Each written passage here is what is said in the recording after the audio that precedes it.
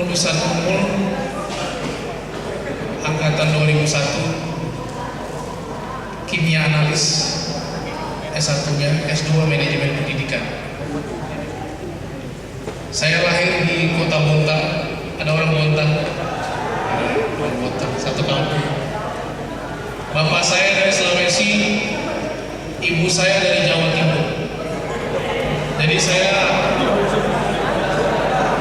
hardware-nya Sulawesi, software-nya Jawa.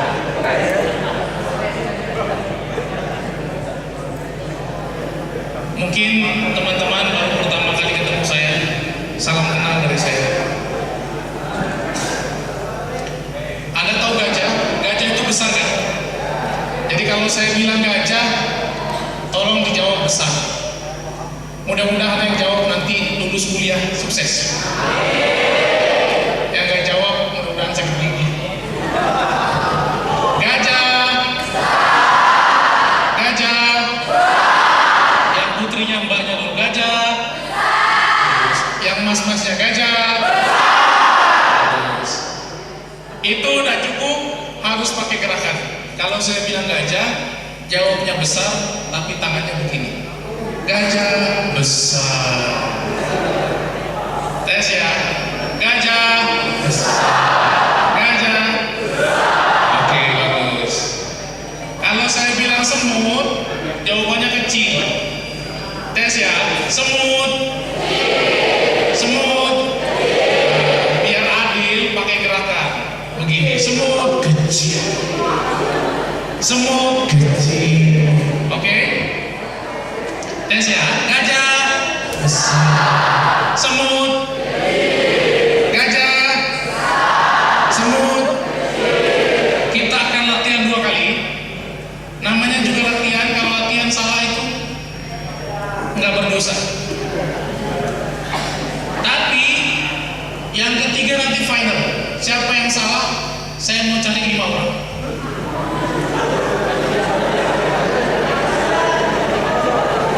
Yang ketiga, yang 2 ini latihan. Tidak perlu tunjuk temannya salah. Tergantung mata saya kemana. Kalau kebetulan di situ yang salah, ketiga. Yang nggak saya lihat berarti selamat.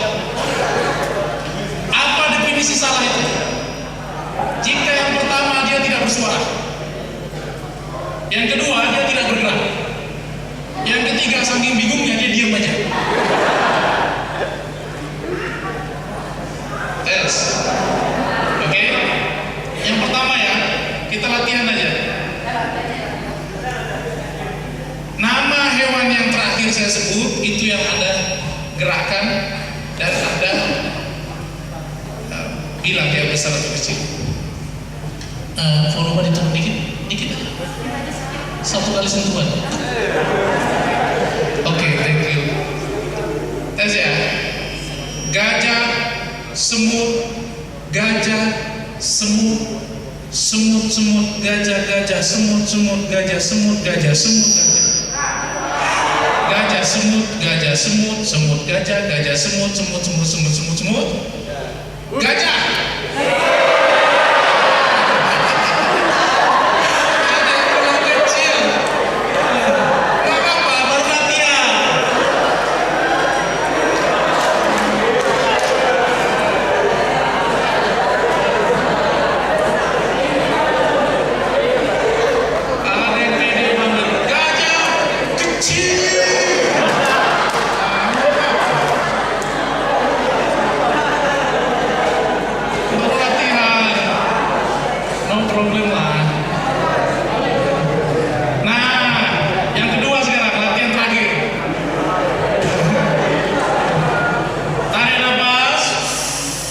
Keluarkan. Tarik nafas. Keluarkan. Siap ya. Konsentrasi.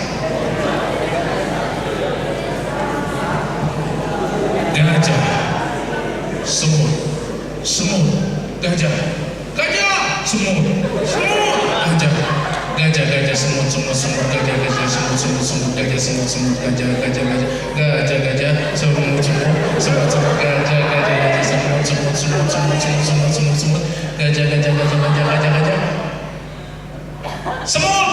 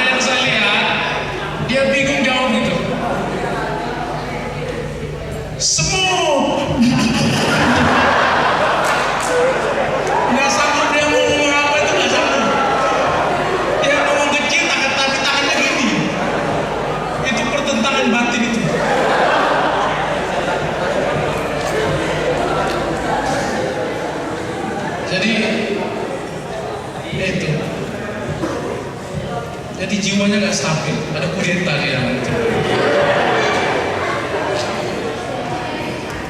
Semua sambung lagi.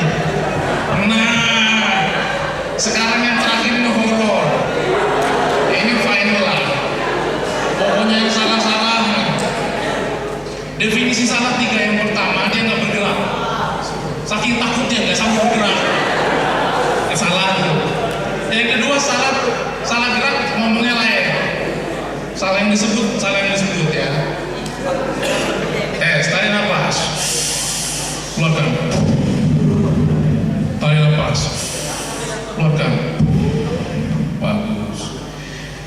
Ini horor sih. Gajah semua. Belum gerak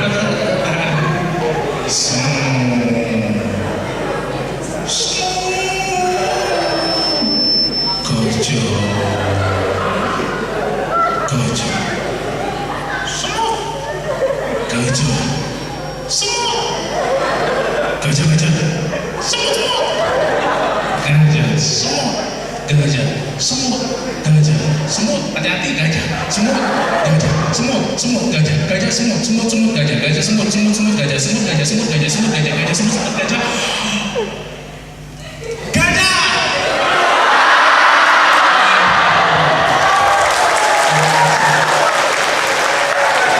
Rupanya steaming memang obat.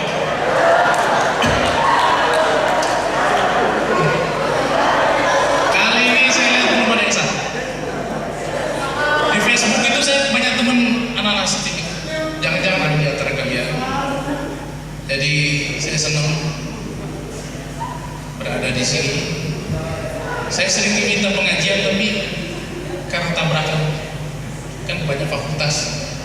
Jadi saya senang sekali bisa hadir saat ini, berjumpa dengan Anda.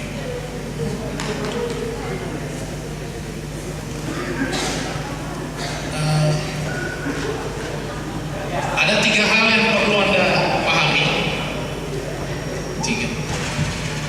Yang pertama, orang-orang bahagia itu jika dia lapang, dia sabar, dia syukur.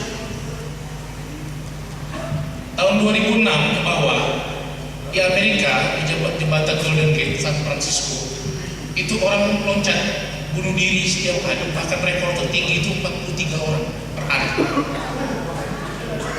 2006 ke atas, kepolisian wilayah setempat bingung nyari jenazahnya, maka kemudian dibatasi hanya boleh 14 orang per hari. Dan serius ini. Dan harus mengisi formulir 4 lembar 3 hari sebelum hari H. 3 lembar isian, 1 lembar untuk keluarga, 1 lembar sidik jari.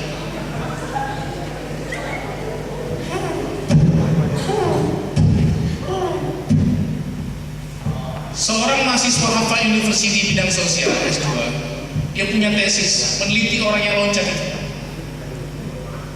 Data yang mencengangkan, 87,14% itu hampir 90% ya. Artinya 9 dari 10 orang yang loncat itu orang-orang yang pendapatannya 6 kali lipat dari pendapatan rata-rata orang Amerika.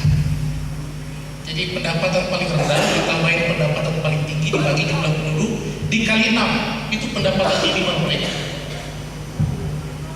Orang-orang kaya, punya rumah, punya keluarga, tempat kerja menyenangkan. Jadi singkat cerita, 9 dari 10 orang yang loncat itu orang-orang yang sangat kaya. Kita kan kalau ditanya, Dek, kapan kamu senang? Ustaz, kalau saya senang itu kalau saya jadi orang kaya. Ya nggak tahu orang kaya banyak yang loncat di jembatan. Itu kan jawabannya orang-orang belum kaya. Dia nggak tahu kekayaan nggak bisa buat dia bahagia. Bahagia itu letaknya di sini. Di sini. Lihat. Coba lihat petani, nelayan yang kadang-kadang dia cari makan untuk hari itu, dia keluar itu, dia bersiul, dia bernyanyi, dia bersenandung, gembira sekali. Bahkan dia tertidur untuk tukang becak di becak, senang sekali. Bandingkan dengan kita, orang punya, yang setiap malam kita tidur di kasur itu, tapi kita meneteskan air mata karena sedih.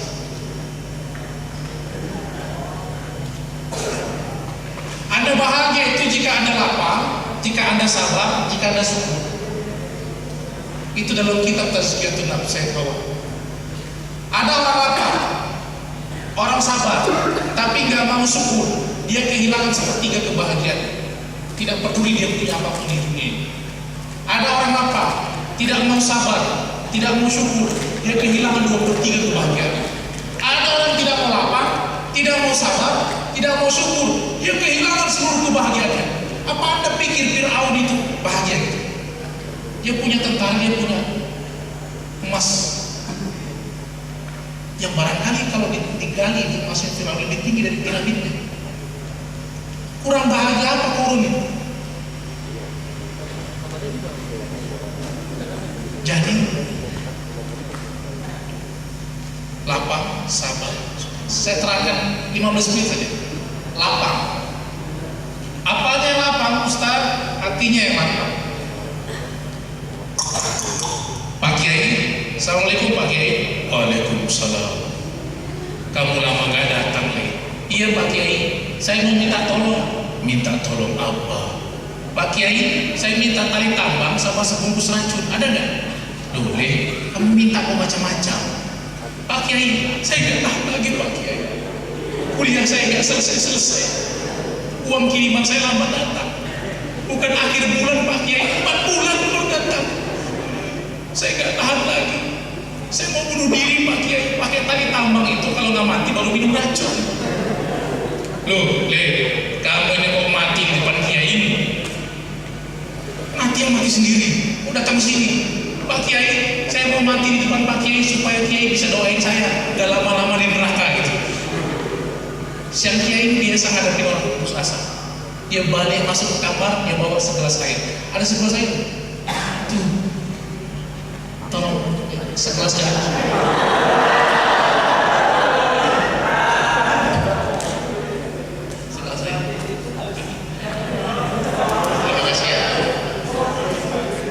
Dia bawa segelas air dan sebungkus garam. Garamnya tidak usah dicari. Dia bawa segelas air. Le itu panggilan laki-laki, anak laki-laki. Le, saya cuma punya segelas air dan sebungkus garam. Loh Pak Kiai, apa bisa mati kita minum air asin Pak Kiai? Katanya mau dapat pahala. Ayo laksanakan perintahku. Hitung-hitung pahala terakhir. Setuju? Setuju Kiai? Ambil segenggam garam nih. Sudah Pak Kiai, sudah saya genggam. Bagus. Masukkan ke dalam gelas itu. Sudah Pak Kiai. Ayo adu-adu. Baik Kiai. Ya adu-adu. Sekarang rasakan airnya. Baik Kiai. Dirasakan juga airnya orang itu kan.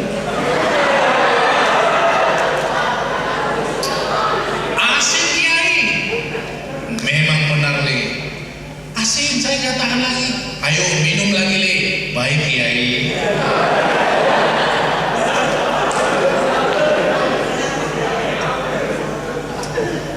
Anda kalau pernah ke pantai kan sekali kecap kena air asin itu asin, 2 kali kecap pahit. Pahit Kiai, emang bener.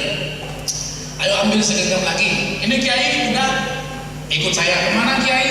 Alah cerewet ikut aja. Baik Kiai. Sampai di sebuah telaga itu bening sekali telaga. Le, masih ada garammu, masih ada Kiai ini, garamnya saya masih ada, bagus. Sekarang masukkan ke dalam telaga ini. Baik Kiai. Aduh-aduh Le. Baik Kiai. Ini Kiai, kurang kerjaan. Kita disuruh aduk-aduk telaga. Sekarang rasakan airnya Le. Baik Kiai. Oh Kiai, airnya seger kan. Nggak asin kayak tadi. Saya mau nambah lagi, habisin aja kalau buat. Sampai puas itu anak muda minum air danau. Dia lalu berkata pada sang Kiai, Kiai, apa makna semua ini? Duduk sini Le. Saya mau terangkan kepada sampean. Hati manusia itu 2 bentuknya. Yang pertama, hati yang sempit seperti gelas berisi air, dan yang kedua, hati yang lapang seperti telaga.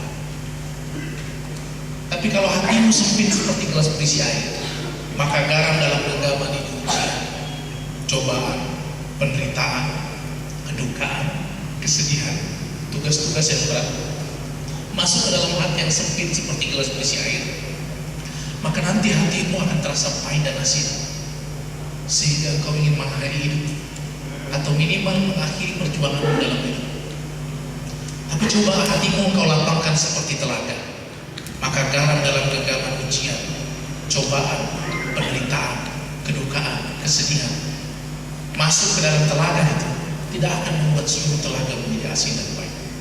Itulah makna alam nasrah laka sadra.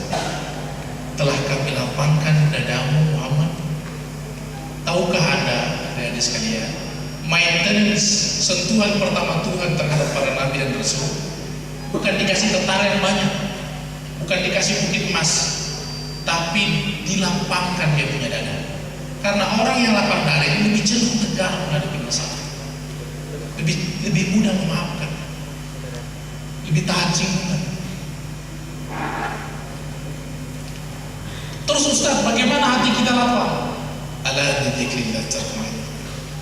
Hanya dengan dekat kepada Tuhan, hati menjadi lapang. Bukan lewat lampu disko dan dentuman musik, bukan lewat obat penenang atau obat tidur. Tidak. Pejamkan mata Anda, sebut ya Rahman, Allah ya Rahman. Sebut dengan ikhlas, 2 kali lebih ikhlas Ar-Rahman, 3 kali lebih ikhlas dengan penuh kasih sayang Ar-Rahman. Maka rasakan Tuhan membelai kepala Anda. Tapi sampai terasa ke hati Anda tiba-tiba tenang. Di manakah saat paling tenang bagi kita yang bermasalah ini? Di saat ketika malam Anda berdoa kepadanya. Saking tulusnya Anda berdoa, sampai bibir Anda tidak mampu lagi mengucapkan doa itu. Tapi doa itu terasa dari ujung kaki hingga ubun-ubun kepala, dan air mata menetes dari mata Anda. Itulah puncak-puncak ketenangan. Disitulah Tuhan berada di hadapan Anda.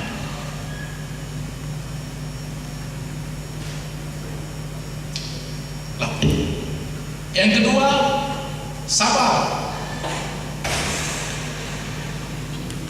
Apa itu sabar? Ustaz, sabar itu kalau dipukul 68 Ustaz. Sabar. Sabar. Itu bukan sabar orang lemah. Orang sabar itu berkata, stop. 1 kali kau pukul, saya mesti sabar. Saya ingin tanyakan 1 hal. Kenapa kau pukul saya? Apa alasannya? Jika tipis alasannya, kau akan merasakan pukulan yang sama dengan yang kau rasakan. Itu orang sabar. Orang yang sabar itu bukan yang rumahnya terbakar 1 lantai lalu berkata, mampus aku sudah.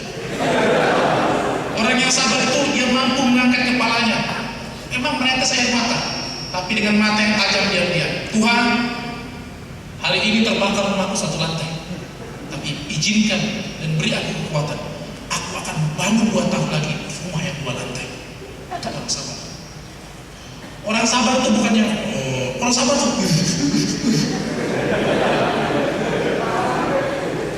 Anda kalau mengatakan sabar itu lemas, nggak melawan, itu menghina Tuhan. Menghina Tuhan. Karena Tuhan katakan dalam Al-Quran, wasta'inu bis-sabri was-shalah. Jadikan penolong hidupmu sabar dan sholat. Bagaimana mau jadi penolong kalau sabar ini sudah difitnah? Orang lemah sabar, orang menyerah sabar, orang nggak berbuat apa-apa sabar, orang putus kuliah sabar, orang nganggur sabar. Apa-apaan ini? Kasihan sabar, nggak ada yang belain. Hari ini saya bela sabar itu. 200 orang pelari ditembakkan peluru start, lari orang. Yang mana yang menang? Jawabannya yang sabar. Loh kok bisa Ustaz? Karena dia sabar menahan lututnya yang hampir lepas. Karena dia sabar menahan setengah napasnya yang hampir habis. Karena dia pelari yang paling sabar, yang menahan sebentar lagi dia sehingga dia sampai dulu di finish. Karena dia paling sabar latihan. Lain dong Ustaz. Yang sabar itu yang nggak melanjutkan pertandingan Ustaz. 100 meter udah berhenti. Itu bukan orang sabar, orang lemah itu. Orang-orang belajar keras, orang yang sabar. Orang yang sabar menahan tangannya hampir keriting, nyata terus. Orang yang bekerja di sana, orang yang sabar. Orang yang sabar, otot dan uratnya tertarik setiap kali nyambung. Jadi pahamilah sabar itu. Wala nabluwannakum bisyai'in minal khawfi wal ju'i wa naqsin minal anfusi was samarat wa basyirish sabirin. Siapa orang yang sanggup berbahagia dalam semua penderitaan yang paling menderita, perih yang paling perih? Orang sabar.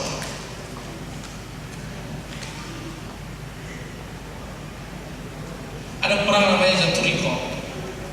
Perang ini tidak populer karena kedua orang yang berperang musim panas. Saking panasnya di perjalanan sampai keluar darah di hidung dan telinganya. Di hari kelima sampai kuku kakinya lepas satu persatu. 7 orang itu. Sampai bajunya dibalutkan di kaki. Membela agama Allah. Apa yang membuat mereka sebegitu kuat itu? Kesabaran. Hal yang paling mempesona di laki-laki itu kesabaran. Hal yang paling menarik di perempuan itu kesabaran. Laki-laki yang sabar, dia cenderung penyayang. Perempuan yang penyabar, cenderung ringan tangan untuk membantu. Bukan mungkin suami. Sabar. Memang Tuhan tidak selalu ciptakan langit itu biru, tapi Tuhan sudah ciptakan pelangi aneka warna. Ketika badai berlalu, maka bersabar. Kita ini tidak sabar, saking tidak sabarnya prasangka buruk dengan Tuhan. Termasuk Anda ambil jurusan STIMIK, jangan-jangan Anda tidak sabar semester 2 pindah lagi. Saya mau kasih tahu kepada Anda semua yang hadir di sini. Inilah jurusan yang Tuhan mau untuk Anda sekarang. Tapi Ustaz, saya ambil jurusan A, B, C, D, E, ini yang ke F baru lulus Ustaz. Menurut perhitungan Tuhan, Anda baru sukses di jurusan yang F ini, jurusan sekarang. Tapi Ustaz, sudahlah, yang lalu biar berlalu. Tuhan hendak katakan pada Anda, ini jurusan yang terbaik untuk Anda sekarang, komputer, ilmu informasi, ini yang terbaik. Mungkin kalau Anda masuk ke jurusan lain Anda gak sukses. Jadi mulailah bersabar dengan kehendak-kehendak baik dari Yang Maha Kuasa.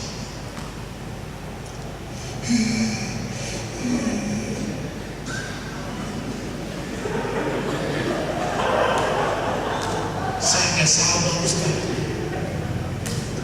Bismillahirrahmanirrahim. Ya Allah, malam ini, hari ini aku berdoa, berikanlah kepadaku hewan yang lucu sebagai teman di kos.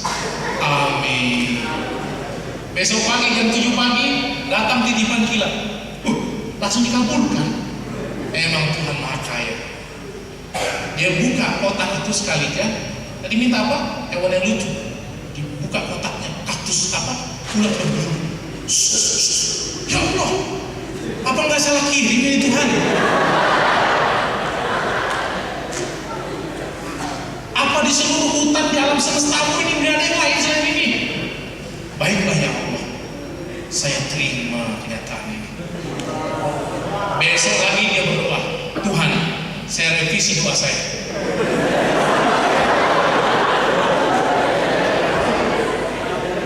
Sebelum berdoa dia minum dulu.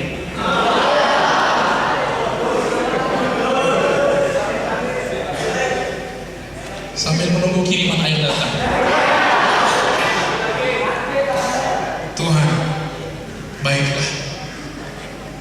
Sekali terluka tadi pagi tak soal. Kali ini aku berdoa dengan tulus lagi padamu. Kali ini aku minta bukan hewan yang lucu. Nanti salah lagi. Kali ini aku minta sekali lagi Tuhan, bunga yang indah. Amin. Jam 6 pagi datang itu titipan kilat. Datang. Dia buka sekalian kaktus berduri.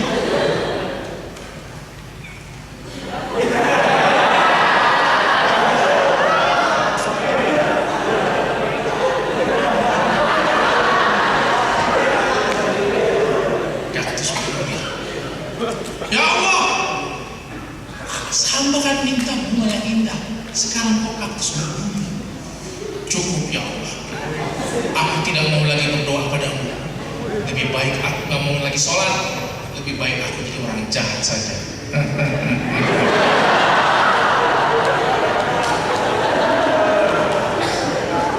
Pada kondisi spiritual seperti ini kan sering kita hadapi. Disimpan juga dua barang itu.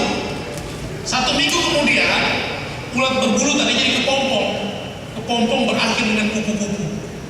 Kemudian orang itu tahu kupu-kupu itu hewan yang lebih lucu, indah dari yang lainnya. Kaktus berduri tadi berbunga.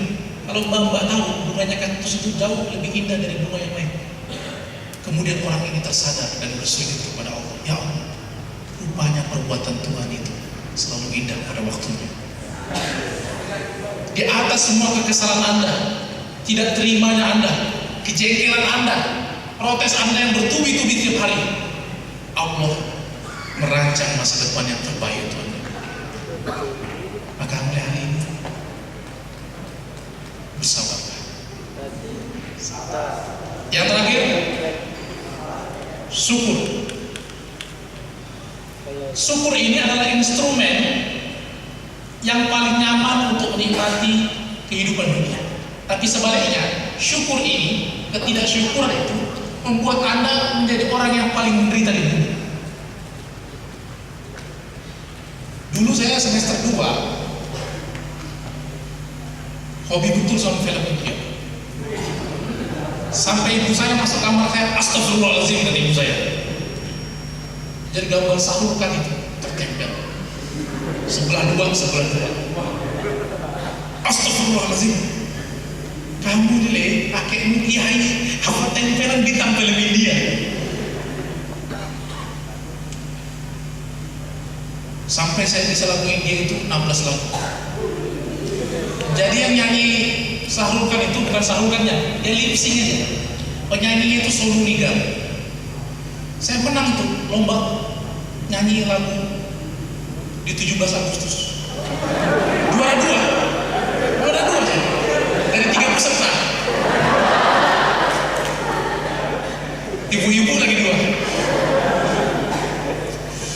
Saya menang itu karena mereka ada suaranya, tidak apa-apa lah. Suara saya tidak bagus-bagus juga gitu. Tapi yang membuat saya tersiksa itu, hidung saya tidak sama dengan hidung Sahrulkan. Mulai lihat kaca, ya Allah, ini hidung kutil ini. Diginiin terus tiap hari, harapannya mancung gitu. Mancung. Nah mancung malah merah. Mulai episode ketidaksyukuran, mulai menderita saya kan. Satu langkah Anda tidak bersyukur, Anda memulai memasuki sebuah pintu yang namanya penderitaan. Satu langkah Anda tidak syukur, Anda sudah memasuki pintu penderitaan. Selamat menikmati. Aduh, lihat kaca tersiksa. Nggak cukup pakai begini, pakai jemuran setiap malam. Pantas saya jemuran sering hilang di kos, saya pakai. Bukannya mancung malah merah.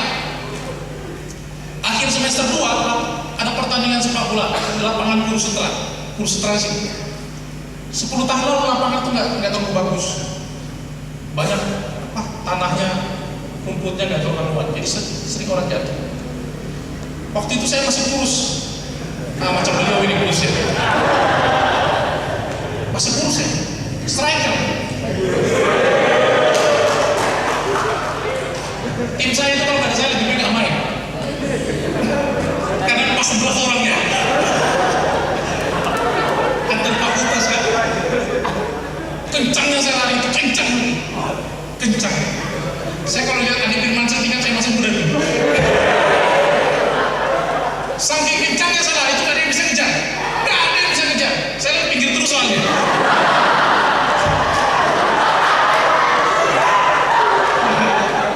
Nggak tahan dia.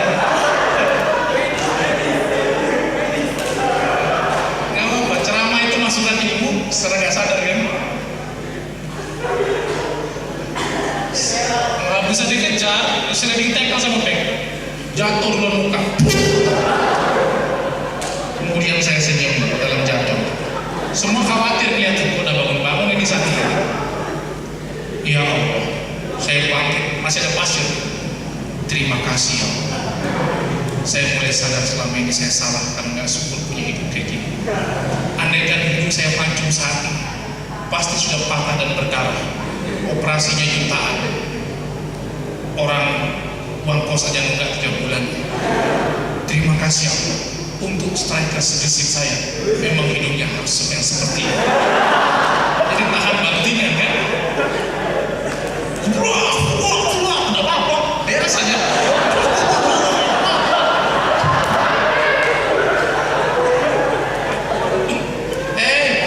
Udahlah. Untuk dahi seperti ini, untuk pipi seperti ini, untuk dagu seperti ini, ya hidupnya seperti ini. Allah udah mengukur detailnya. Inilah hidup yang paling pas di wajah Anda menurut perhitungan laboratorium kecantikan Allah yang seluas langit dan bumi. Kalau Anda apa-apa yang pasti aneh bentuknya, pasti. Kalau Anda ke kota besar, masuk toilet laki-laki, ada asapnya, kirain kebakaran. Sekalinya anak-anak muda berjejer 3 orang, pakai stok kontak di situ, pakai setrika yang 2 biji itu kan, di rambutnya. Dicatok ya. Sampai tajam-tajam itu rambut. Kalau pernah balon pecah kali itu. Sudahlah, keriting juga bagus. Daripada pakai setrikaan 2 hari.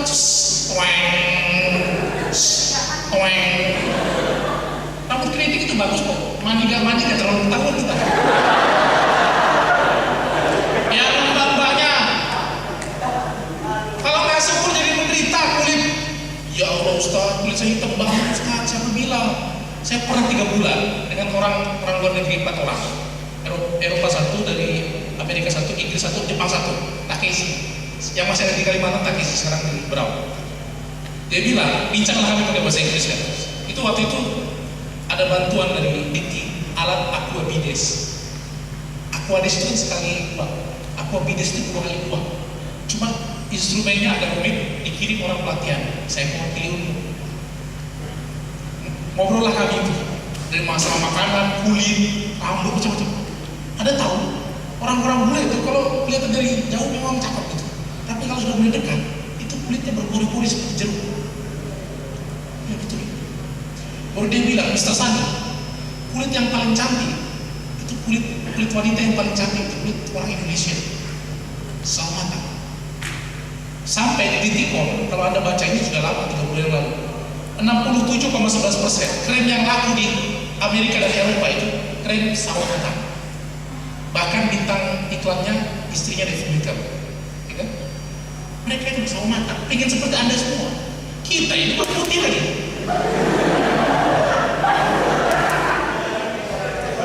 Pakai krem sawo matang, nggak sawo matang. Mereka berjemur di Thailand, di Phuket, di Bali, di Lombok, berjemur dia. Udah pakai krem sawo matang, dia berjemur bolak-balik, supaya seperti Anda. Nah kita nggak perlu gitu lagi, sudah sawo matang, udah dikarenakan Tuhan, nggak pakai krem, nggak pakai berjemur. Kalau kurang matang ya, pakai genteng sebentar berteker ya.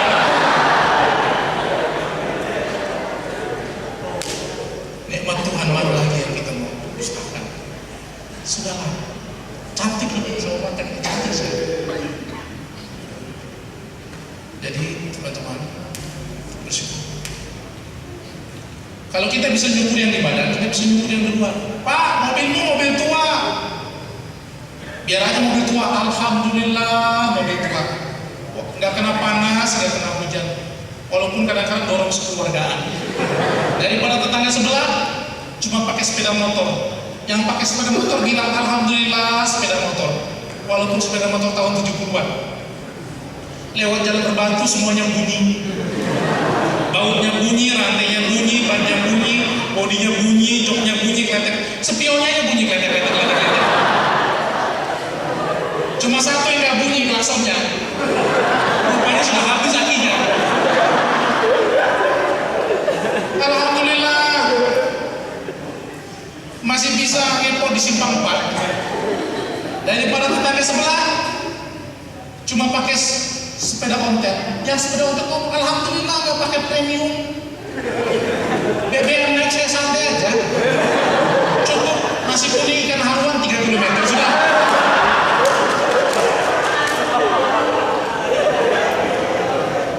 Polisi jangan berani tilang saya.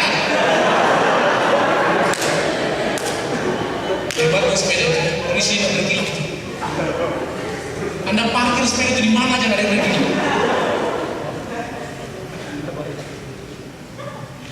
Tepada tetangga sebelah cuma jalan kaki alhamdulillah ke kampus timik jalan kaki sehat.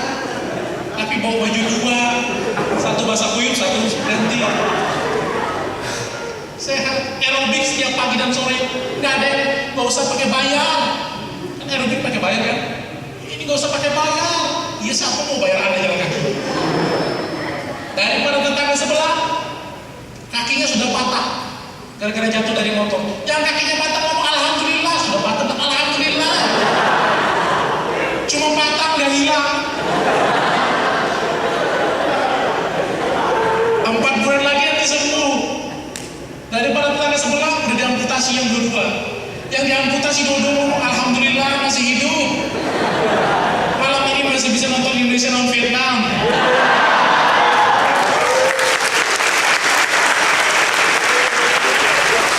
Mudah-mudahan Indonesia menang. Amin. Amin.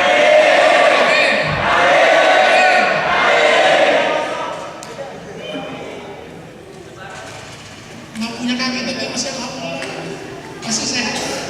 Daripada tetangga sebelah kemarin sore sudah meninggal, yang meninggal nggak bisa jawab lagi sudah.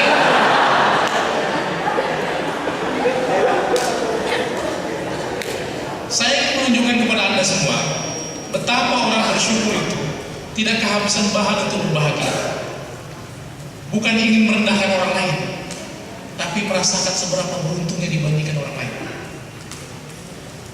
Wa in ta'adzana rabbukum la in syakartum lazidannakum wa in ta'adzana rabbukum la in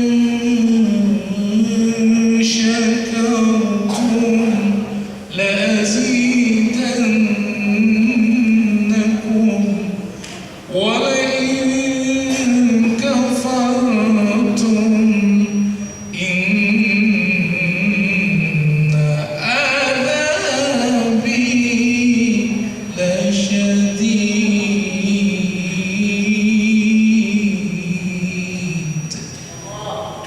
Barang siapa syukur ditambah nikmat, barang siapa kufur azab pedih.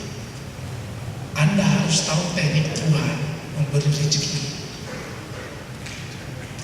Tuhan kasih air, ini rahasia.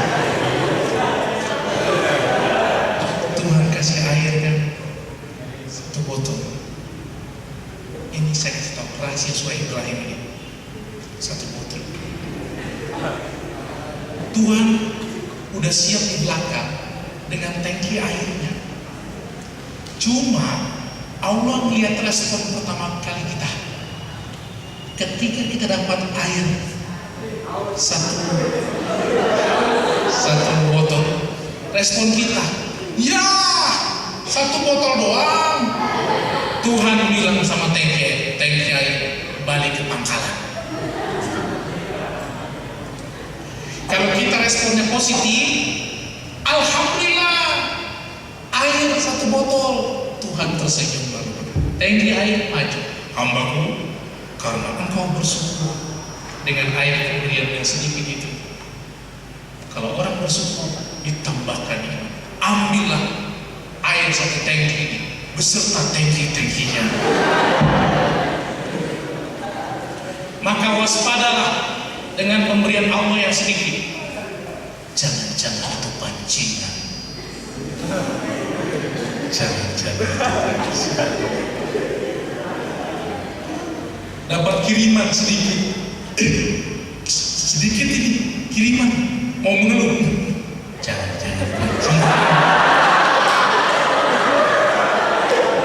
Terima kasih ya Allah. Memang benar. Kemarin sore ada yang tanya saya, mahasiswa, Ustaz saya ini susah terus gitu, sambil ngobrol, belum ceramah lagi saya ngobrol sama dia, susah terus Ustaz. Saya ini kayaknya keluarga saya gitu, saya susah, udah ngerasain semua sakit, semua nggak punya duit, bahkan saya pernah 2 hari nggak makan. Saya bilang sama dia, jangan-jangan anda ini mau jadi orang yang kaya nanti. Cuma sekarang Tuhan ingin mengkonsep jiwa anda merasakan beritanya orang-orang miskin, supaya nanti kalau Allah memberikan kekayaan yang luar biasa di masa yang akan datang, anda masih punya memori itu, sehingga anda lebih dermawan dibandingkan orang lain. Hati-hati anda sekarang yang tidak punya duit, yang kesulitan keluarganya, jangan-jangan anda menjadi orang kaya nanti di masa yang akan datang. Yang terakhir, bersyukurlah kepada seluruh pemberian Allah pada kita, termasuk anda datang kuliah di sini pun jangan mengeluh. Dari teman sekampung anda banyak anda kuliah, anda yang kuliah. Ingat-ingatlah waktu orang tua lepas anda ke Samarinda kuliah di situ, dia jual kalung, gelang, cincin perkawinan dia gadai untuk biaya anda di sini, untuk bayar SKS, untuk bayar SPP. Bayangkan ketika kita masih asik-asik duduk di sini, tiba-tiba ada orang tergopok-gopok naik ke atas masjid lantai 2 itu. Dia sebutkan nama anda, kemudian anda yang ditepuk pundaknya. Dek, cepat ada nyari. Kita keluar sekalinya itu paman kita. Kenapa paman? Nah, kamu harus pulang ke Balikpapan sekarang. Itu mobilnya di bawah. Kenapa? Pulang nggak sekarang? Kemudian sang paman perjalanan Samarinda Balikpapan mengungkapkan, sahabat, ibumu baru saja meninggal. Kita menangis sepanjang jalan. Sampai rumah semua orang sudah ramai, bendera putih berkibar. Ada ayah kita di situ dengan mata yang lebam, lalu berkata, masuklah. Adik kita menangis. Ada jenazah ibu kita di situ tanpa suara, sudah berbalut kain kafan. Kita lalu berkata, ibu, kenapa pergi ibu? Baru saja saya ingin kuliah semester ini. Setelah tahun lalu saya tidak mau kuliah. Baru saja saya mau jadi orang baik. Baru saja baju koko yang ibu belikan saya sekarang pakai. Baru saja saya belajar sholat di Samarinda. Kenapa ibu pergi? Nah, ibumu ingat kamu, sehingga ibumu ke pasar beli pisang untuk dia buat pisang goreng. Ayah sudah melarang, tapi kata ibu, kasihan anak-anak kita kalau nggak ada tambahan kiriman uang untuk bayar SPP nanti apa, untuk bayar kos apa, sehingga ibu harus berjualan pisang setiap sore dan tiap pagi ibu meski pasar. Nah, dari pagi sambil membawa beban yang berat, motor ibu ditabrak motor lain kecepatan tinggi. Kami sudah berusaha, kita menangis jadi-jadinya nggak ada. Jenazah dimasukkan ke dalam tiang lahat. Tukang kubur lalu berkata, mana keluarganya, lihatlah wajah ibu ini untuk terakhir kali. Maka kita menengok ke liang lahat, kita sedih. Ibu, kita ini kadang-kadang gak syukur orangnya masih ada. Kalau sudah pergi baru kita terasa. Lalu kemudian azan berkumandang, maka terbayanglah semua masa lalu kita. Allahu Akbar, Allahu Akbar. Terbayang waktu masih kecil ikan bola itu kita tendang sampai pecah jendela tetangga. Yang dimarahin bukan kita, yang dimarahin ibu kita. Kamu ini gak bisa didik anak. Kasiannya ibu kita dihina orang, tapi ibu kita sabar dan berkata, saya minta maaf, maafkan anak saya. Dia memohonkan maaf untuk tindakan-tindakan kasar kita. Allahu Akbar, Allahu Akbar.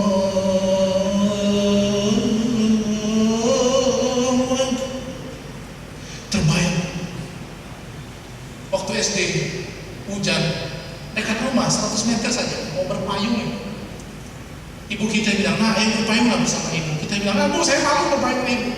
Saya dibilang anak mami. Saya bilang anak manja lebih baik saya lari saja. Ibu kita sakit hati melihat kita di kena air hujan itu. Asyhadu an la ilaha illallah. Kita malu dengan ibu kita. Sampai esok kita sakit demam, ibu kita jagain kita. Dia kompres kepala kita. Dia bawa kita ke rumah sakit atau puskesmas. Dia masakkan bubur untuk kita. Itu pun kita masih omeli dia. Asyhadu an la ilaha illallah.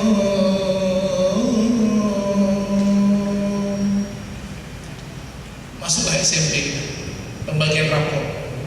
Kata guru kita, orang tua nanti duduk bersama anaknya. Ketika ibu kita masuk sekolah, apa perasaan kita? Malu kan? Lalu kita berkata pada ibu kita, ibu duduk di pinggir sana ya. Saya duduk di sini. Sampai temannya nanya, itu ibu bukan? Enggak. Lain.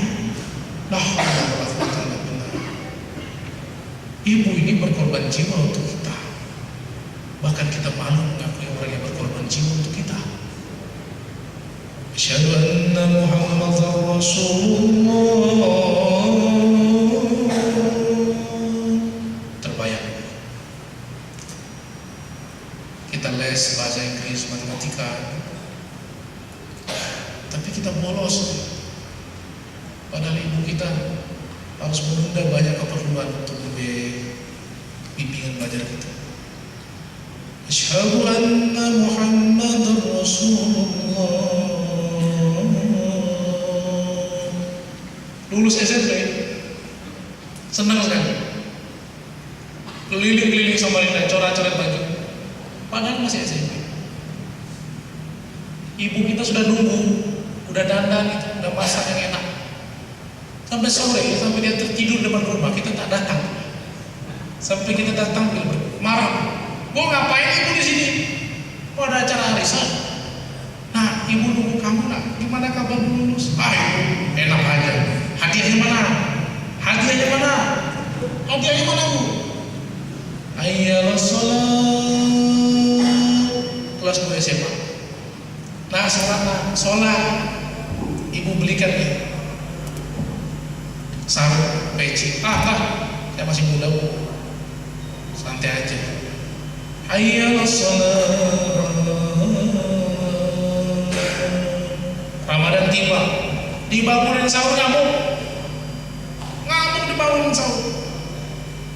Ayyala falah. Saat berbuka puasa, bu ingat beli di pasar Ramadan. Gak usah buat, ibu kan puasa. Janganlah ibu pengen kamu ngerasain. Ibu sekali-sekali ibu udah buatin, udah jadi. Saat berbuka sudah tiba, dirasain keasinan. Nah kan bu, udah dibilangin beli, malah bunga, keasinan. Ibu kita menangis, menetes air mata itu. Tangannya teriris gara-gara potong bawang. Itulah ibu yang tidak sanggup mencucurkan air mata di depan anaknya. Tahukah anda, ketika ibu anda melepas anak di rumah berangkat kuliah dari Balikpapan, dari Bontang, Berau, Tarakan, Penajam, tahukah anda selepas anda dia tersenyum, melepas anda dia tersenyum, tidak apa, tapi ketika anda sudah pergi, air matanya menetes satu persatu. Itulah seorang ibu. Allah